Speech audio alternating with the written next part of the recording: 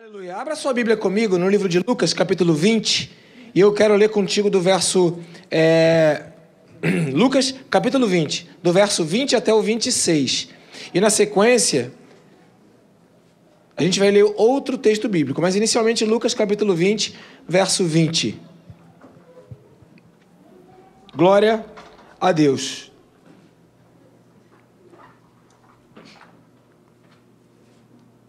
Aleluia. Lucas capítulo 20, verso 20. Aleluia. Amém? Você está pronto para ouvir a voz do Senhor continuando a falar contigo nessa manhã? Aleluia. Deixa eu te explicar uma coisa. Lucas capítulo 20, verso 20, conta um momento quando Jesus estava sendo vigiado. E diz assim o texto: pondo-se a vigiá-lo, eles mandaram espiões que se fingiam justos para apanhar Jesus em alguma coisa que ele dissesse, de forma que o pudesse entregar ao poder e à autoridade do governador. Vira para o teu irmão que está do teu lado, que está aqui no lugar onde Jesus está, e pergunta para ele: tu é espião?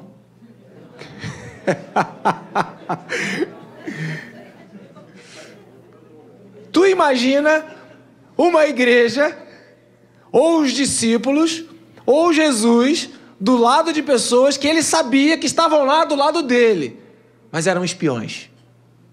Misericórdia. Uma coisa é opositor, outra coisa é um espião, que é um traiçoeiro, que é quase que, né? E pondo-se a vigiá-lo, mandaram espiões que se fingiam justos. Fingiam-se justos. Tinha cara de justo, tinha jeito de justo, tinha perfume de justo, mas eram espiões. Para apanhar Jesus em alguma coisa que ele dissesse, de forma que o pudessem entregar ao poder e à autoridade do governador. Assim os espiões lhe perguntaram: mestre,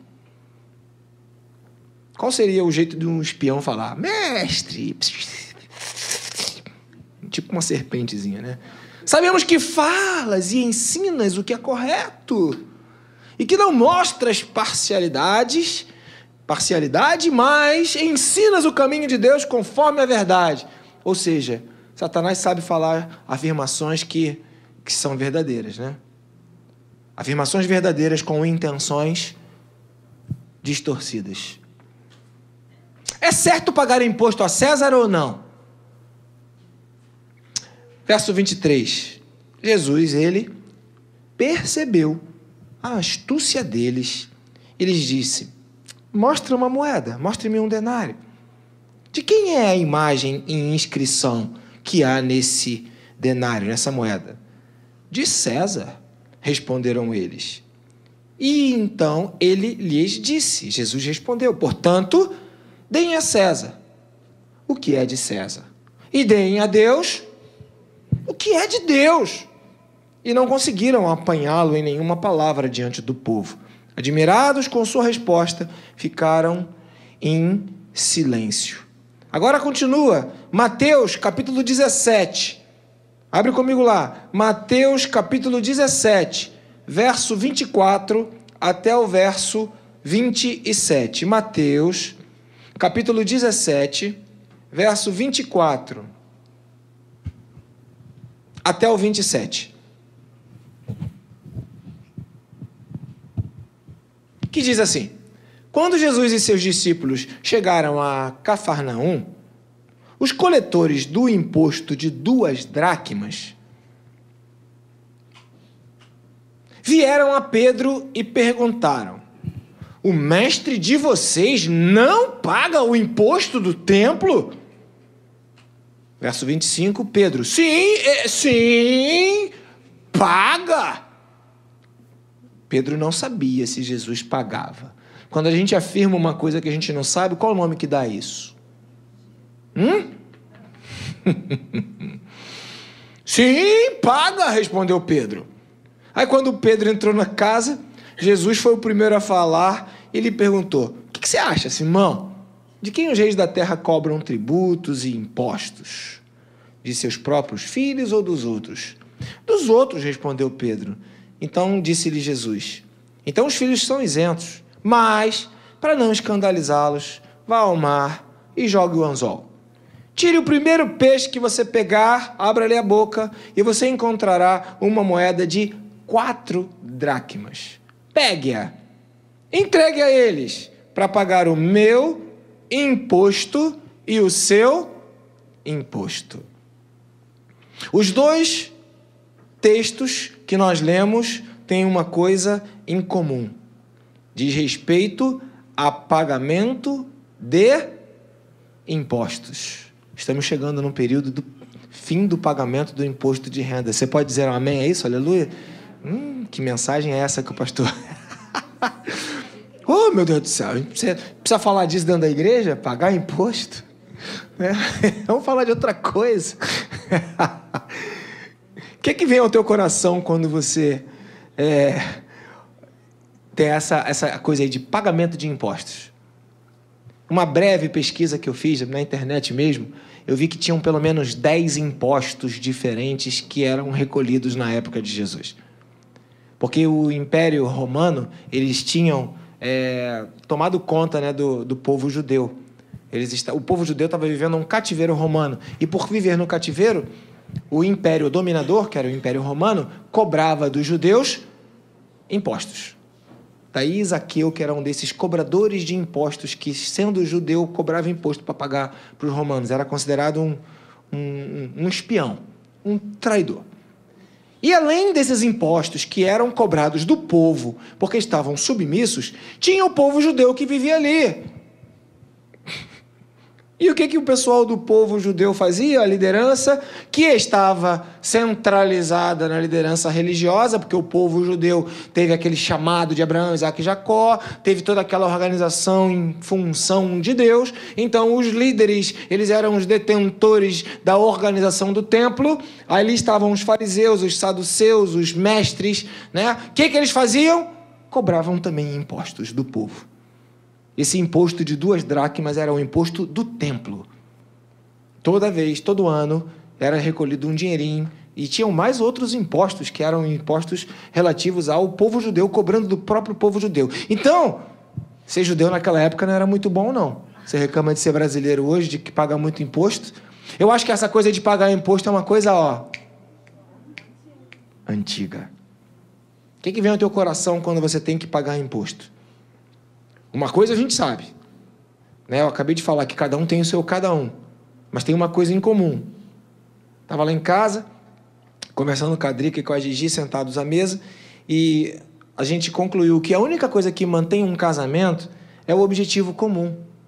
Porque são pessoas diferentes, com pensamentos diferentes, com vontades diferentes e cabeças diferentes. Se não tiver um fator catalisador comum para que todo mundo siga naquela direção, cada um vai pegar o seu caminho.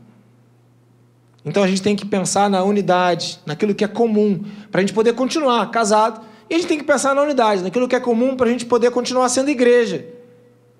E o que é comum aqui, independente de quem você é, daquilo que você escolher, é que Jesus era um pagador de impostos. Jesus era um pagador de impostos. Aí você pode ter um pensamento: poxa, mas é injusto. Qual foi a resposta de Jesus para Pedro? A gente é da terra, a gente é daqui. A gente não tinha que pagar imposto porque a gente é daqui. Mas para não escandalizá-los, se o problema deles é dinheiro, vamos pagar. Relacionamento com o dinheiro. E dentro desses 2 textos que fala aí de impostos, ou seja, uma cobrança, um dinheiro que sai do teu bolso e que você talvez não tenha muito boa vontade para pagar, né? De verdade, sinceramente, fazer uma pesquisa aqui uma pesquisa de âmbito social, tá bom?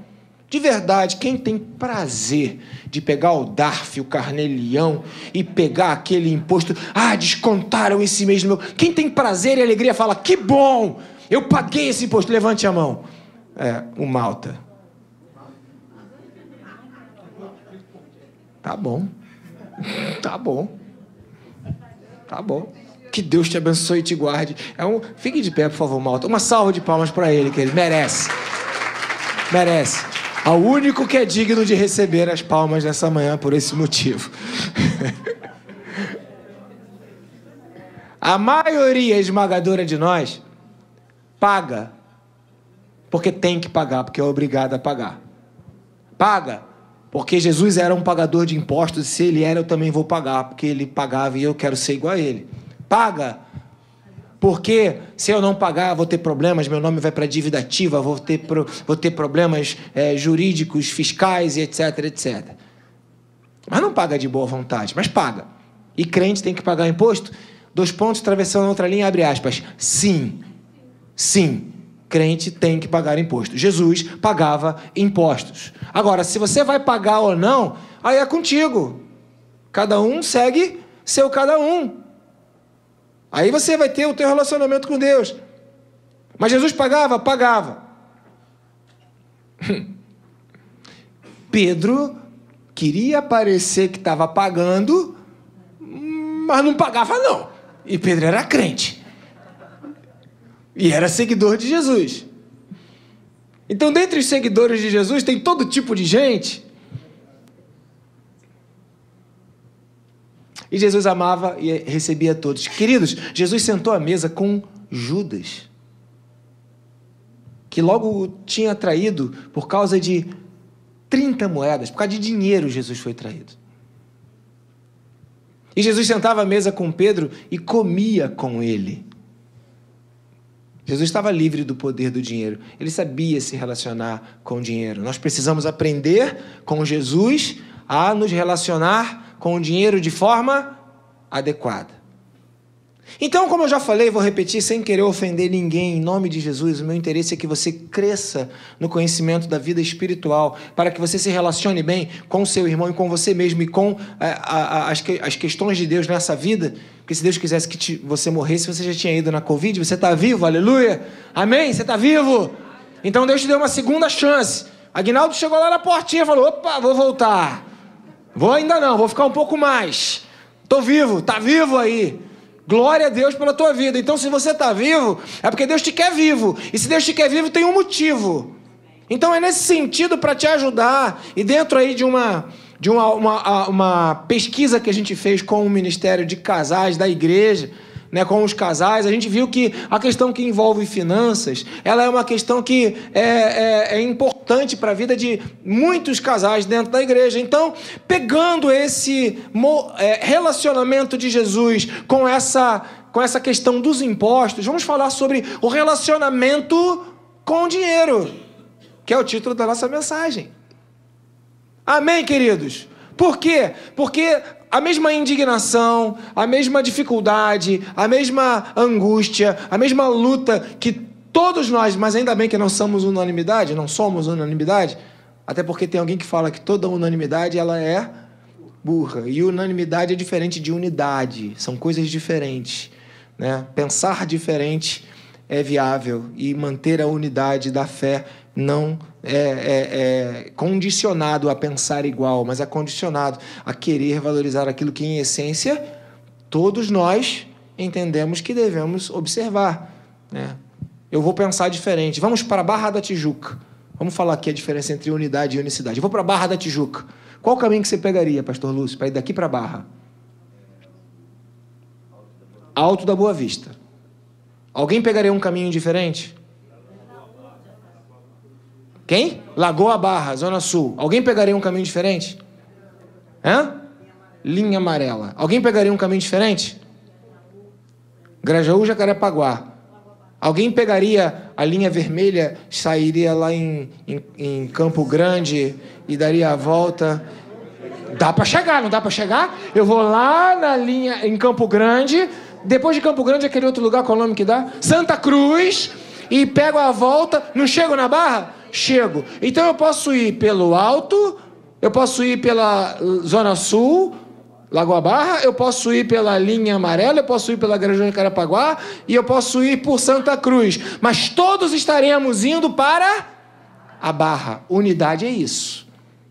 Diz respeito ao objetivo que eu tenho, não como eu faço para chegar lá.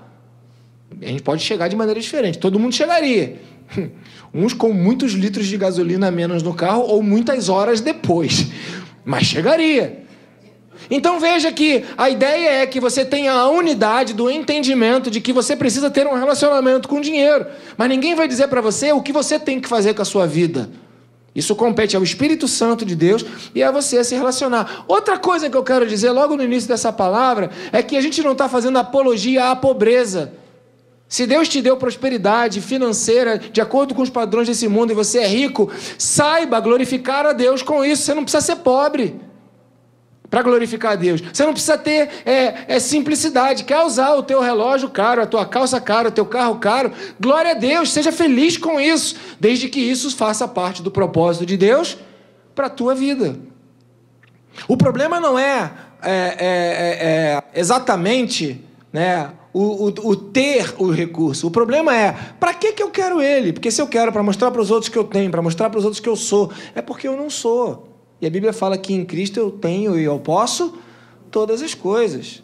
E se eu me sinto defraudado, roubado ou de alguma forma vilipendiado pela vida porque outros tiveram oportunidade e eu não tenho, isso vai gerar revolta no meu coração. Eu vou ficar infeliz, amargo, tristeza, chateado, porque o outro tem, eu não tenho, ainda vai dar um negocinho chamado inveja que vai acabar me atormentando e eu vou ficar infeliz. Então o problema não é ter dinheiro.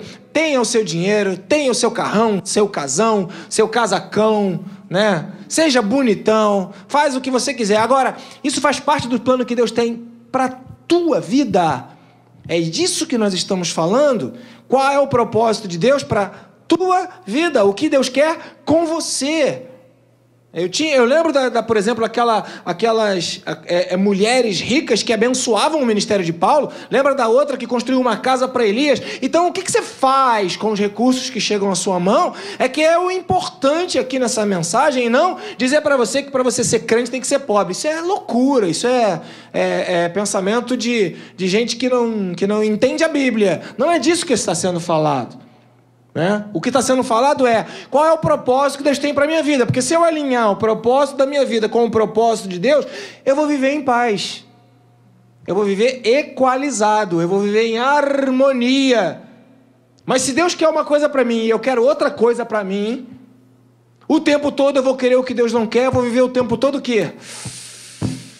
Ou numa agonia de lutar, de correr atrás, e nunca me satisfaço, e nunca tenho o aprendizado de estar feliz em toda e qualquer situação. É disso que nós estamos falando aqui, amém, queridos?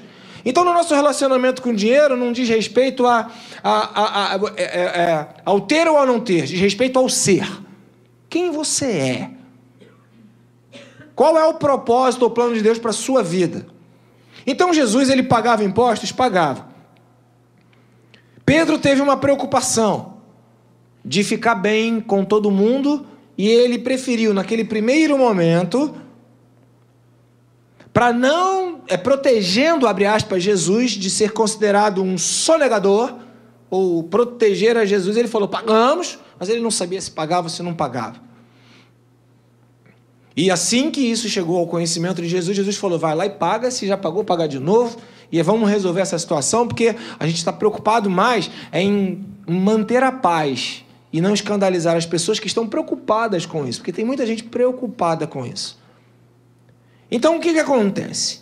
Tem pessoas que estão preocupadas com a arrecadação. E o primeiro ponto dessa mensagem se chama os arrecadadores. Repita assim comigo, arrecadadores. De novo. O que os arrecadadores querem fazer? Parabéns. Os arrecadadores querem o quê? Arrecadar. A pergunta é, para quem você arrecada? O que é arrecadar? E o que fica no coração do arrecadador? Paulo foi um arrecadador? Sim ou não? Pergunta de professor, será que tem pegadinha, né? O pessoal agora estão dizendo que eu tenho fama de fazer pegadinha. Que coisa horrorosa. Eu não faço pegadinha nas minhas questões do meu curso. Não faço. Sim, Paulo era um arrecadador. Ele aguardava a arrecadação das igrejas. Mas o coração de Paulo, enquanto arrecadador, estava no propósito que aquela arrecadação tinha na vida dele e no impacto que aquela arrecadação faria para o reino de Deus. Então, qual é a diferença entre Paulo e Zaqueu naquele primeiro momento antes de se encontrar com Jesus? Não era ser um arrecadador. Zaqueu era considerado um traidor. Paulo era considerado um missionário. Qual a diferença entre os dois? Um arrecadava visando se dar bem. E o outro arrecadava visando fazer bem ao reino de Deus. Isso já então coloca as nossas vidas numa primeira dimensão de que tipo de arrecadação Deus quer para as nossas vidas. Lembra que eu falei agora há pouco que já passou muito dinheiro pela tua mão? Passou muito. Não foi pouco não, foi muito. E te digo uma coisa mais assustadora ainda. Ainda vai passar muito dinheiro pela tua mão daqui para frente. O pessoal está interessado no assunto. O problema é o que você vai fazer com ele. O que você vai fazer com o dinheiro que vai chegar na tua mão? Eu, com muita propriedade, falo que pobre adora dar nome bonito para o filho, né? A minha mãe deu Lincoln, presidente da República. Jefferson, presidente da República. Denise Cristina, nome composto. Porque gente importante tem 2 nomes. Não vou falar o teu, não, vou falar o meu. Ângelo Marconi, né? Pobre tem essa coisa, de alguma maneira, mostrar importância. Sabe que outra coisa que pobre faz? Ou fazia? Esticar o dedo para pegar um táxi. Adora pegar táxi. Andar a pé? Adora pegar Uber. E todas as justificativas... Deus está tocando no teu coração? Porque a gente se diverte falando dessas coisas que fazem parte do movimento dos arrecadadores. Lembra? Paulo arrecadava para a glória de Deus. Zaqueu arrecadava para si mesmo. Nós nos tornamos dentro da classe dos arrecadadores. Para que eu quero arrecadar? Pobre bota nome composto. E pobre gosta de pegar táxi. Pobre gosta de pudim de leite condensado. Pobre gosta de andar de Uber. Pobre gosta dessas coisas. Falo com propriedade. Sabe o que acontece, queridos? Nós administramos mal os recursos que chegam nas nossas mãos porque a gente tem um negocinho chamado... Pesado, hein? Preparado aí? Vaidade. Vaidade, vaidade, vaidade. Sabe qual o grande e terrível destruidor dos teus sonhos? A tua vaidade hoje. Eu comprei uma bicicleta. Porque a gente está com um carro só, que aliás tem com defeito, né? Tem que endireitar aquele negócio do freio. Realmente deu de novo ontem. Tem que endireitar. Mas comprei uma bicicleta. Por quê? Tendo um carro só, a Drica usando e eu usando, 2 carros é muito caro. É muito imposto. Então a gente não quer pagar imposto. Então a gente não tem. Só que eu estava vindo para a igreja toda hora de Uber.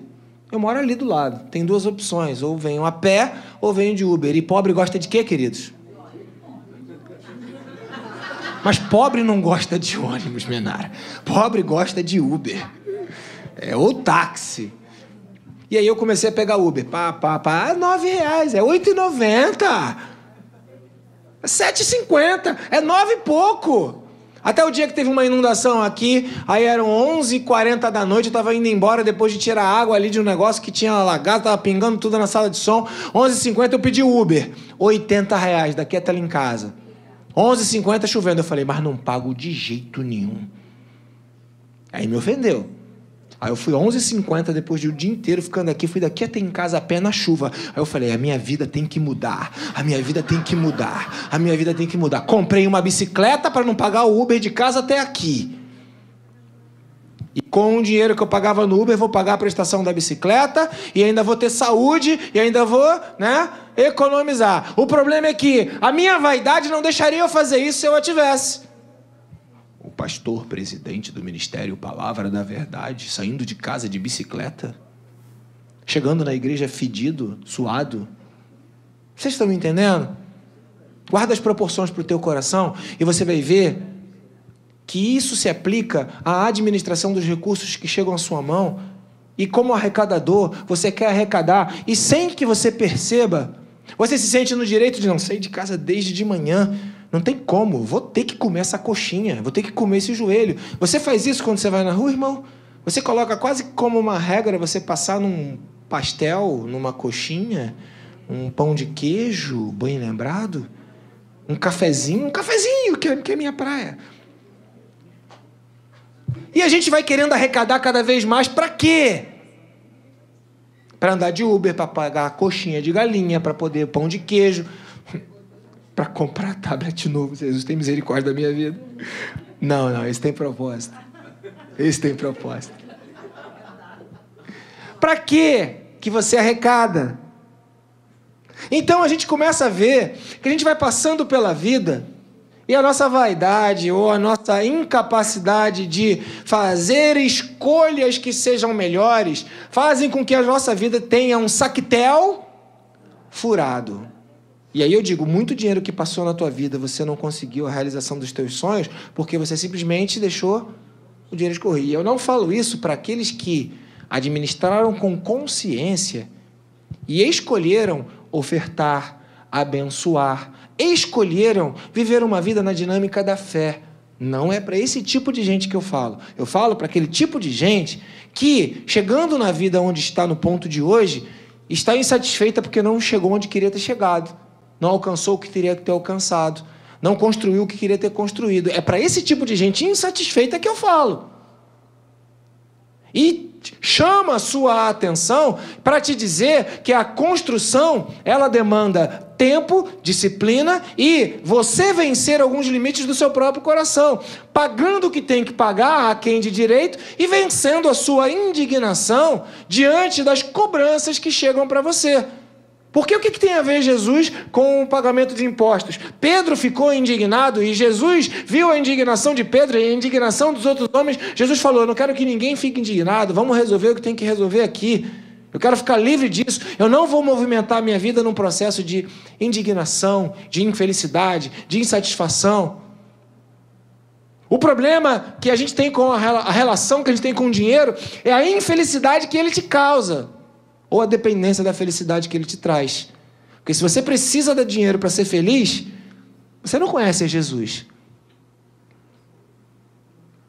E se de alguma maneira você está infeliz pelas escolhas que você fez no passado e elas foram da vontade de Deus para a sua vida, você precisa então voltar o teu coração para o Senhor, lembrar-se de onde caiu, arrepender-se e falar, Senhor, eu fiz o que eu tinha que fazer, abençoei quem tinha que abençoar e cheguei aonde o Senhor queria que eu chegasse. Louvado seja o nome do Senhor. E não ficar indignado com a tua vida, insatisfeito com a tua vida e infeliz com a tua vida. Até porque se você todo mês guardar um pouquinho de dinheiro, daqui a 10 anos você vai ter muito dinheiro. Muito. Se você quisesse ter muito dinheiro, você guardaria no passado e alcançaria o dinheiro de hoje. Quer ter muito dinheiro? É só guardar um pouquinho hoje. Cancela o Uber na tua vida. Cancela a coxinha de galinha na tua vida. Ah, mas isso é pouquinho. Cancela. Fostes fiel no pouco? Sobre o muito te colocarei. Então o problema não é disso que nós estamos falando. Estamos falando de corações indignados e que continuam como corações de arrecadadores. Arrecadar para quê? Porque perceba, Tiago, pedis e pedis mal. Porque quando você pede para esbanjar naquilo que você tem prazer, nos vossos deleites. Então esse é que é o problema, que é um dos destruidores de sonhos, daqueles que sonham e que não chegam na realização dos seus sonhos. É a incapacidade de você dizer não para você mesmo hoje, para você amanhã poder dizer, sim, eu venci, eu cheguei. Qualquer tipo de ajuda financeira que você encontra na internet vai te dizer, não compre as coisas a prazo para pagar juros. Não compre, você vai pagar o dobro do valor. E as pessoas insistem em pagar juros absurdos porque querem ter as coisas na hora. Então você quer comprar um carro, começa a comprar ele botando o teu dinheiro na aplicação ao invés de pagar a mensalidade. Eu não quero te ofender, só estou te dando uma instrução. Receba um não agora. E depois amanhã você vai receber o sim. Você está me entendendo? Porque senão você acaba se enrolando na tua vida. Eu não vou fazer essa pergunta, mas eu sei que muitos, acho que até o Malta poderia levantar a mão. Quem nunca se enrolou, quem já teve ou tem um negocinho de plástico chamado cartão de crédito e nunca se enrolou na história da sua vida com um cartão de crédito? Nunca se enrolou com um cartão de crédito. Depois que você teve. Está havendo uma discussão do casal aqui? O Márcio levantou a mão e a Márcia. Como quem diz, já sim, até parece. E agora ele indignado. Eu? Seria eu, mestre? É legal a gente ver essa interação aqui. Que bom que vocês estão participando da mensagem. Mas quem não se enrolou, precisa estar vigilante, porque pode ser que se enrole. São situações da vida que acontecem. E o inimigo, ele quer te dar um negócio chamado crédito. Nem sempre esse crédito é de Deus. Porque ele existe para poder te prender, te aprisionar, te manter cativo. Mas você tem crédito. É cativeiro. Cativeiro. Perceba que os arrecadadores é aquele tipo de gente que o tempo todo quer receber. Em Provérbios tem um texto, se eu não me engano, no capítulo 15, eu não lembro, não, capítulo 30 de Provérbios. A sanguessuga tem 2 filhas. Dá. Tem um tipo de gente que só quer o tempo todo ter, receber, arrecadar, aumentar. E aí você vai vendo uma série de características da indignação do coração, que houve no coração de Pedro, que houve no coração daqueles vigias ou espiões que ficaram do lado de Jesus. O teu mestre não paga imposto? Gente indignada por causa de dinheiro. E o arrecadador é esse tipo de gente, que continua indignada por causa de dinheiro. Eu não estou falando aqui de não querer prosperar na vida. Quer prosperar? Prospere. O caminho da prosperidade é o caminho de juntar dinheiro, é o caminho de estudar, é o caminho de criar habilidades. A Bíblia fala isso. Se você quer prosperar, crie habilidades. Não quero estudar que eu não gosto de estudar. Então faz um curso, vai aprender a ser um excelente marceneiro, um excelente pintor, um excelente construtor. Vai ter habilidades, elas vão te dar recurso. Agora, não é isso. O arrecadador não é esse tipo de gente. O arrecadador é aquele que, ainda que tendo habilidades, ele quer mais e nunca se satisfaz. Aí chega no casamento, encontra uma pessoa diferente, e aí é o próximo assunto que a gente vai falar agora no dia 10 de junho. Os casais da igreja estão convidados a estarem aqui no dia 10 de junho, que nós vamos falar disso. E aí acaba tendo muito atrito dentro da própria casa por causa de um coração arrecadador. No dia 10 de junho nós vamos trabalhar o texto de Atos capítulo 5, versículo 1 em diante. Fiquei te devendo. Perceba que nós, enquanto servos de Deus, precisamos entender. O problema está em ser arrecadador? Não. O problema está, para que eu quero o meu dinheiro? Para que o dinheiro chega na minha mão? O que esse dinheiro vai fazer comigo? E o que eu vou fazer com ele? Porque os arrecadadores, eles não querem arrecadar dentro de um propósito de Deus. Eles têm uma missão. Nem sempre querem arrecadar nos propósitos de Deus, como Paulo. Os arrecadadores têm uma missão e entendem que querem arrecadar para si mesmos. Então defraudam pessoas, como Zaqueu fez, enganam pessoas, mentem para as pessoas, Criam situações manipuladas para que possam se beneficiar, tudo isso para poder arrecadar e para chegar lá. E aí a Bíblia fala, o amor ao dinheiro é a raiz de todos os males. E quanta gente que quis ficar rico, acrescentou tantos males à sua vida porque quis ficar rico. Você quer ficar rico? Para quê?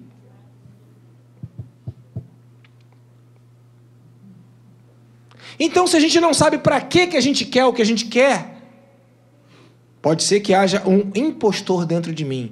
Existe um autor chamado Brennan Manning, ele escreveu esse livro, O Impostor que Há em Mim. E a gente precisa ser cuidadoso para entender quem nós somos e o que está dentro de nós.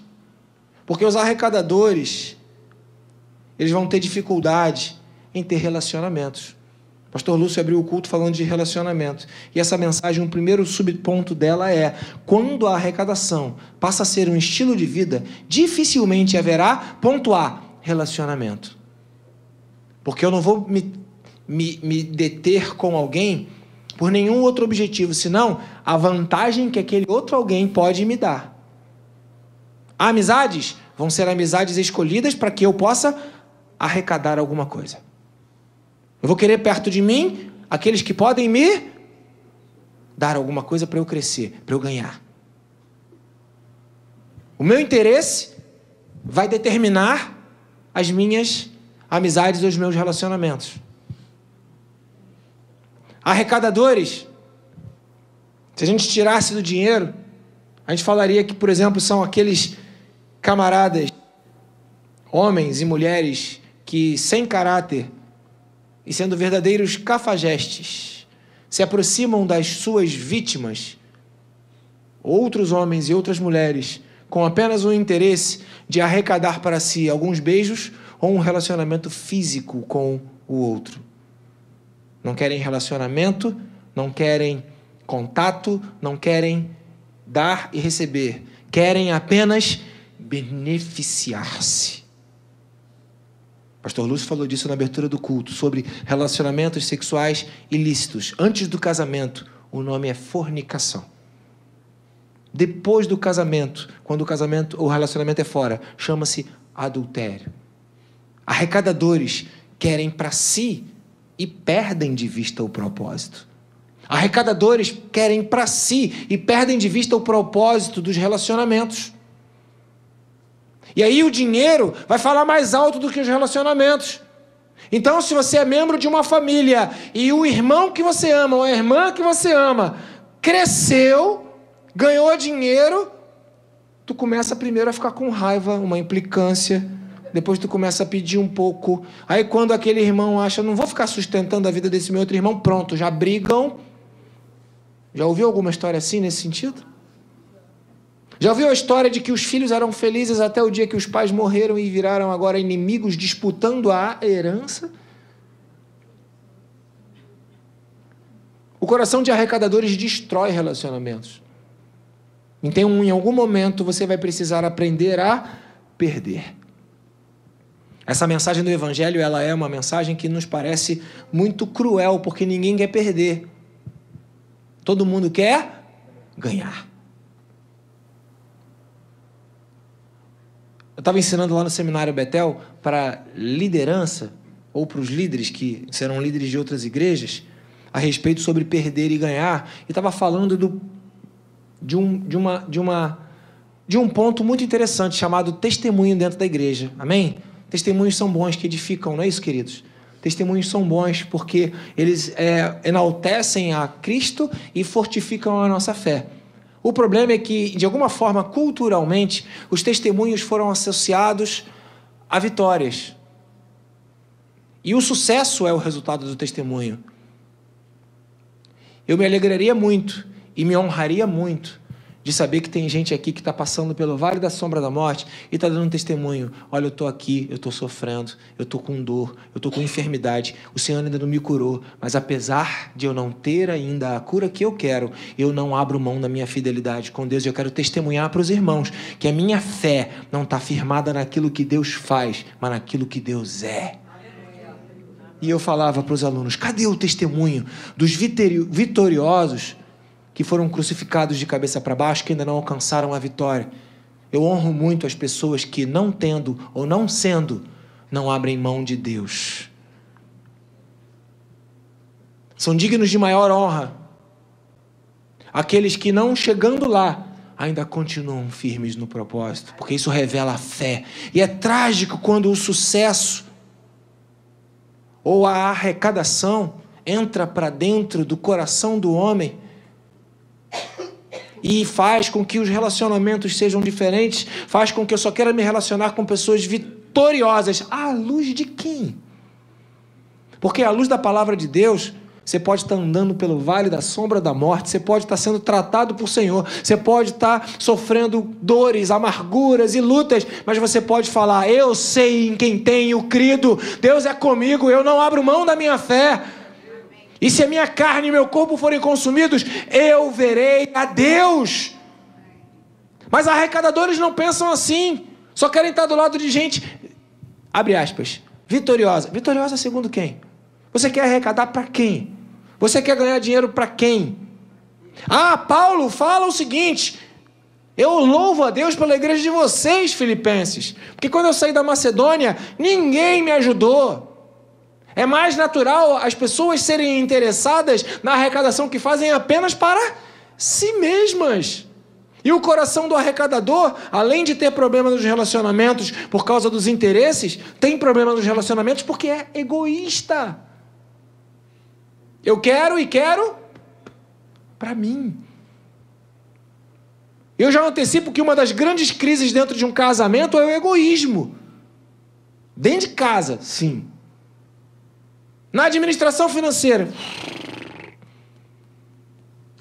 onde o meu ego, onde o centro sou eu e eu quero para mim. Coração de arrecadador destrói relacionamentos. Segundo ponto, o coração de arrecadador, ele acaba com a misericórdia. Porque o coração de arrecadador está pensando no que vai arrecadar, no que vai ganhar, no que vai juntar, no que vai lucrar. E se eu vou lucrar, não me importa que alguém tenha prejuízo. Não me importa que haja prejuízo. Mas Deus se importa, porque Deus é justo. Aleluia! Deus é justo. Deus é justo. Então Deus se importa quando há injustiça. Então, se você quer arrecadar e quer enriquecer e quer crescer, que isso não seja feito debaixo de um coração sem misericórdia. E que isso não seja feito debaixo de uma falta de propósito ou sem entender. Para que Deus está deixando você chegar lá? Por que Deus está te fazendo aquilo? E se você entende, quando você chegar lá, você vai falar: eu não vim até aqui porque Deus não é para mim, tem um propósito. O que eu faço com isso agora, Senhor? Para onde que eu vou? Porque não é para mim, eu não vou me envaidecer, eu não vou me orgulhar, eu não vou ensoberbecer, eu não vou tratar o que tem menos como se fosse menos do que eu. Porque o mundo ensina isso, não ensina, queridos? Trate como menor os que têm menos. É lamentável, é assustador, quando dentro da igreja a gente vê isso acontecendo. Pessoas que têm menos sendo tratadas como se fossem inferiores. E eu louvo a Deus porque a gente luta aqui nessa igreja para tentar cancelar isso. São cancelados esse tipo de pessoas que têm esse comportamento, dos que diminuem pessoas porque têm. Se Deus te deu, que você glorifique a Deus com aquilo que Deus te deu, não diminuindo quem está do teu lado, amém? Então vira para quem está do teu lado e fala assim: ó, você é grande no Senhor. Você é grande no Senhor.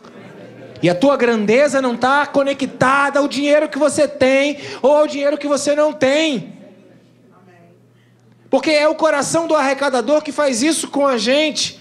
Acaba com a misericórdia. Acaba com a ideia de que pessoas são importantes. O coração do arrecadador acaba com as boas intenções. Zaqueu é um bom exemplo disso.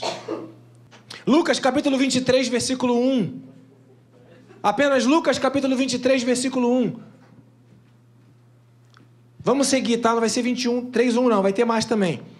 Então toda a assembleia levantou-se e levou a Pilatos. Jesus preso, pegaram Jesus, levaram ele na autoridade governamental. Pilatos, verso 2. E começaram a acusá-lo dizendo, 2 pontos. encontramos esse homem subvertendo a nossa nação. Ele proíbe o quê? Ele proíbe o quê? Pagamento de imposto. Qual era o interesse do Império Romano quando subjugou o povo de Israel? Dinheiro. Qual foi o interesse de Judas quando traiu Jesus? O que o dinheiro fez?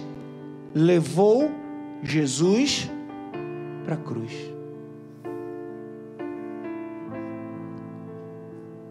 Negou Jesus. Quis matar Jesus. Cuidado com o teu relacionamento com o dinheiro. Se o teu relacionamento com o dinheiro mata Jesus na sua vida, está na hora de você revisitar o que o dinheiro representa para você. Se o teu relacionamento com o dinheiro faz com que você faça coisas como esses homens fizeram, que desrespeitam a Jesus, que não reconhecem quem Jesus é, que acusam Jesus das coisas que ele não fez, você deixou de ser um irmão e passou a ser um espião que está dentro da igreja, mas não é da igreja. Vira para quem está do teu lado e fala o seguinte: eu sou da igreja. Fala, eu sou da igreja. Eu não sou espião. Não, não sou. Não sou. Não sou. Não deixe que o seu relacionamento com o dinheiro te afaste da verdade, do caminho, da vida de Jesus. Paulo estava livre disso. Ele falou: aprendi o segredo de estar feliz em toda e qualquer situação. Claro que ele falou: depois que eu recebi de vocês, depois que Epafrodito me trouxe, ficou muito melhor. Agora eu tenho tudo. Tá tranquilão. Mas eu aprendi. Eu também consigo passar nos momentos que eu não tenho. Eu posso todas as coisas naquele que me fortalece. Não vai ser o meu relacionamento com o dinheiro que vai atrapalhar o ministério da minha vida, não vai atrapalhar o propósito da minha vida, não vai ser o ministério, não vai ser o relacionamento com o dinheiro que vai fazer com que eu negue a Jesus, acuse a Jesus, culpe Jesus de coisas que ele não fez, não vai ser o meu relacionamento com o dinheiro que vai me tirar da presença de Jesus, não vai ser o relacionamento com o dinheiro que vai ser mais forte do que o meu relacionamento com o meu Senhor. Corremos esse risco o tempo todo. Por isso a Bíblia nos orienta: aquele que está em pé, cuide para que não